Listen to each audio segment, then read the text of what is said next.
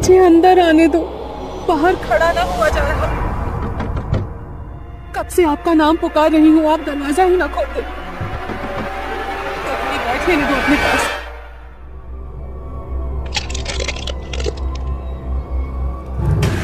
70 के दशक की बात है। उस दशक में गर्मी के मौसम में अक्सर ही घर के मर्द आंगन में बिस्तर लगाया करते थे, लेकिन जैसे ही मौसम करवट लेता, आंगन और छत दिन ढलते ही सुन पड़ जाते। नवंबर का पहला सप्ताह था। हल्की गुलाबी ठंड ने दस्तक दे दी थी। मोहन जिद पर अड़ा था कि वो अभी भी अपना बिस्तर बाहर आंगन में ही लगाएगा।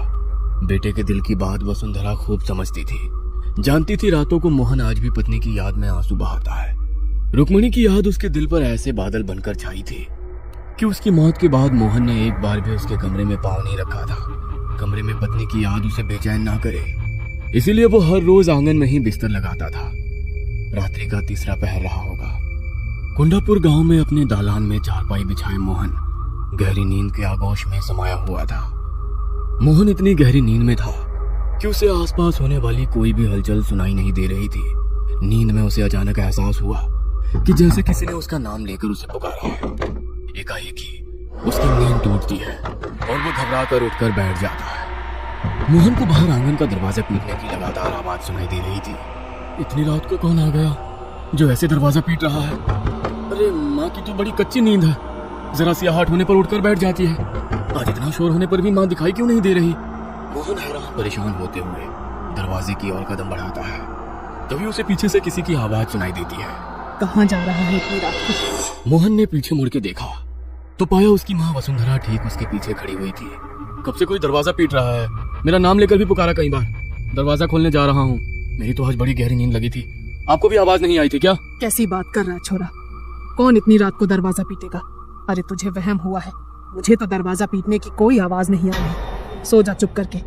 ऐसे आधी रात में बिना सोचे समझे दरवाजा नहीं खोलते। अरे नहीं माँ, मैं कोई झूठ थोड़ी ना बोल रहा हूँ। मुझे कोई वहम ना हुआ। सच में अभी कोई दरवाजा पीट रहा था। अरे कुछ सपना देख लिया होगा। चल अब सो जा। अच्छा, वैसे इतनी रात को तुम यहाँ? मैं भी बाथरूम जाने को उठी थी, तभी देखा तू उठकर दरवाजा खोलने जा रहा है तो तुझे टोक दिया। माँ के कहने पर मोहन चुपचाप जाकर अपनी चारपाई पर लेट जाता है, लेकिन अब जैसे नींद उसकी आंखों से कोसों दूर चली गई थी। वो अभी भी असमंजस में था कि उसने जो महसूस किया वो उसका वहम कैसे हो सकता है। जो आवाज उसने सुनी वो झूठ नहीं हो सकती थी। मोहन चारपाई पर लेटा करवट बदल रहा था। तकरीबन रात की 2 बज गई थी और मोहन एक बार फिर गहरी नींद में चला गया था। अचानक ही उसे किसी के कुएं से पानी खींचने की आवाज सुनाई देने लगी। मोहन ने अपनी कलाई पर बंधी घड़ी की ओर नजर घुमाई। अभी रात के 2:30 बजे थे। चाहे जो मजबूरी हो, गांव में 4 बजे से पहले औरतें कुएं में पानी नहीं खींचती। फिर ऐसी आधी रात को कुएं पर कौन हो सकता है? एक बार फिर मोहन अपनी चारपाई से उठ खड़ा हुआ और धीमे कदमों से आंगन के दरवाजे के पास पहुंचा। कौन है बाहर? मोहन के इतना कहते ही कुएं से रस्सी खींचने की आवाज बंद हो जाती है और उसे किसी औरत के सिसकने की आवाज सुनाई देने लगती है। मुझे अंदर आने दो, बाहर खड़ा ना हुआ जा रहा। कब से आपका नाम पुकार रही हूँ, आप दरवाजा ही ना खोलते। 2 घड़ी बैठ लेने दो अपने पास। किसी औरत की करुणा से भरी आवाज सुनकर मोहन दरवाजा खोल देता है। देखता है कि सामने लाल घूंघट ओढ़े एक स्त्री खड़ी हुई है। मोहन उसे लाकर अपनी चारपाई पर बैठाता है। आप भी मुझे पहचानने में गलती कर गई जी। इतनी जल्दी भूल गई क्या मुझे? मैंने आपको कितना पुकारा लेकिन आप सुनते ही नहीं। रुक्मणी, तू है क्या? घूंघट हटा, दिखा मुझे। ये तू ही है ना? मैं तेरी आवाज पहचानने में धोखा नहीं कर सकता। नहीं, ऐसे नहीं दिखा सकती आपको। थोड़ा इंतजार करना होगा। अच्छा एक बात बताओ, मेरी याद आती है या नहीं? तेरे बिना तो ये घर ही नहीं लगता रे। तो क्यों चली गई मुझे छोड़कर? मैं ना मानती। जो मुझे याद करते तो अकेले कैसे रह लेते? बोलो, साबित करोगे अपना प्रेम? हाँ बता, क्या करना होगा? अमावस्या की रात मैं आऊंगी तुम्हें लेने। अगर प्यार करते हो तो मेरे साथ चलना होगा। बोलो, चलोगे ना? अभी मेरा जाने का समय हो गया है, मुझे चलना होगा। नहीं, मुझे छोड़कर मत जाओ। मैं तुम्हारे बिना नहीं रह सकता। मेरे पास बैठो ना कुछ देर। ठीक है, मैं वादा करती हूँ, फिर तुमसे मिलने आऊंगी। बस किसी से कुछ कहना नहीं। जब से रुक्मणी ने मोहन से वादा किया था, मोहन हर रात जाग कर बिता रहा था, क्योंकि वो रुक्मणी से मिलने का मौका खोना नहीं चाहता था। तीसरी रात को तकरीबन 2 बजे फिर से उसके दरवाजे पर दस्तक होती है। मोहन समझ गया था कि वो रुक्मणी ही है, इसलिए वो लपक कर दरवाजा खोल देता है। रुक्मणी अंदर आती है और मोहन के साथ बैठकर बातें करने लगती है। पता नहीं आज बार बार क्यों नींद उचट रही है। एक बार जाकर मोहन को देखाती हूँ। पता नहीं क्या हो गया इस लड़के को। जब से वो रुक्मणी गई है, ना तो किसी से बात करता है, ना रातों को सोता है। मेरा तो बड़ा जी घबराता है उसके बारे में सोच सोच कर। मोहन की माँ बाहर आंगन की तरफ आती है तो देखती है कि मोहन चारपाई पर बैठा हुआ है। चारपाई के थोड़ा और करीब आने पर वसुंधरा देखती है कि दिन भर एक भी शब्द अपने मुंह से ना निकालने वाला मोहन आंगन में लगे खाली झूले की ओर मुंह करके जाने क्या बड़बड़ा रहा है, और झूला भी लगातार हिल रहा है। मोहन, यहाँ अकेले में बैठा क्या बड़बड़ा रहा है बेटा? चल अंदर चल, ठंड बढ़ रही है, यहाँ तबीयत खराब हो जाएगी। माँ, मैं अकेले नहीं था, वो रुक्मणी है ना यहाँ, उसके साथ बातें करते रात बड़े आराम से कट जाती है। क्या? रुक्मणी? कहाँ है रुक्मणी? वसुंधरा के इतना कहते ही हिलता हुआ झूला अचानक से रुक जाता है। लो, चली गई। उसे तुम्हारा यहाँ आना अच्छा नहीं लगा, तुम्हें गुस्से से देख रही थी। बेटे के मुंह से ऐसी बातें सुनने के बाद वसुंधरा के पैरों तले से जैसे जमीन खिसक गई थी। किसी तरह अपने आप को संभालते वो अंदर गई और जाकर अपने पति को जगाने लगी। अरे मोहन के बापू, अरे उठो। मैं कहती थी छोरे को अकेले बाहर आंगन में मत सोने दो, लेकिन आप लोगों ने मेरी एक बात पर भी गौर न किया। अरे कुछ पता भी है क्या चल रहा है आपके छोरे के साथ? अरे भाग्यवान, क्या हो गया? क्यों आधी रात को शोर मचा रही हो? वसुंधरा कुछ भी कह पाती, इससे पहले ही उसे चक्कर आ जाते हैं और वो बेहोश होकर जमीन पर गिर पड़ती है। अगले दिन सुबह वसुंधरा को तेज बुखार ने जकड़ लिया था। उसकी हालत इतनी खराब थी कि मुंह से शब्द भी नहीं फूट रहे थे। किसी तरह शाम होते होते बुखार कम हुआ तो उसने मोहन को अपने पास बुलवाया। मोहन, आज के बाद तू बाहर आंगन में नहीं सोएगा, और मैंने पहले भी कहा है, तू हनुमान चालीसा का पाठ किया कर बेटा। तू सच सच बता छोरा, क्या सच में तुझे वो रुक्मणी दिखाई देती है?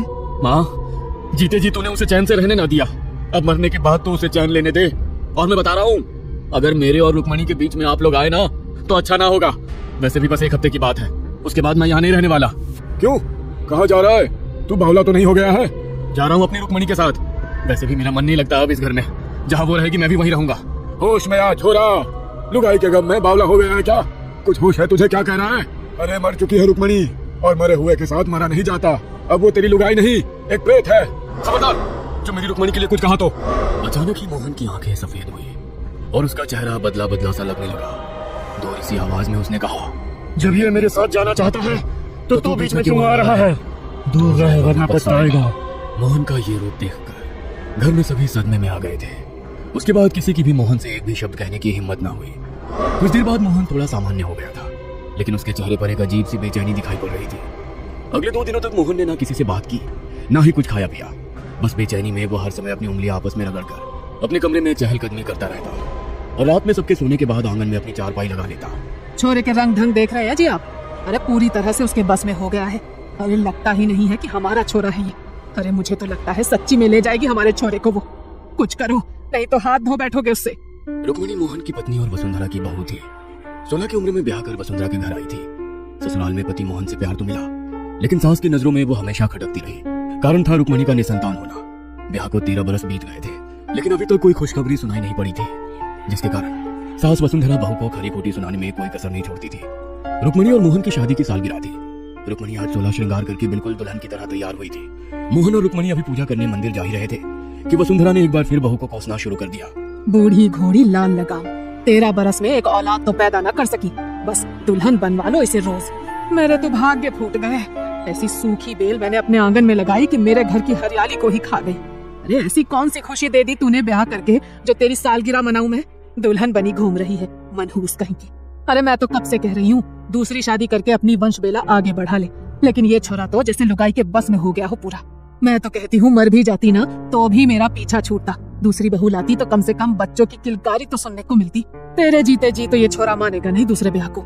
सास का कहा एक एक शब्द आज रुक्मणी के सीने को छलनी कर रहा था। उस पर भी मोहन की चुप्पी उसके सब्र का इम्तिहान ले रही थी। रुक्मणी ने ठहर कर एक पल को पति की ओर देखा और घूंघट में मुंह छिपाकर रोने लगी।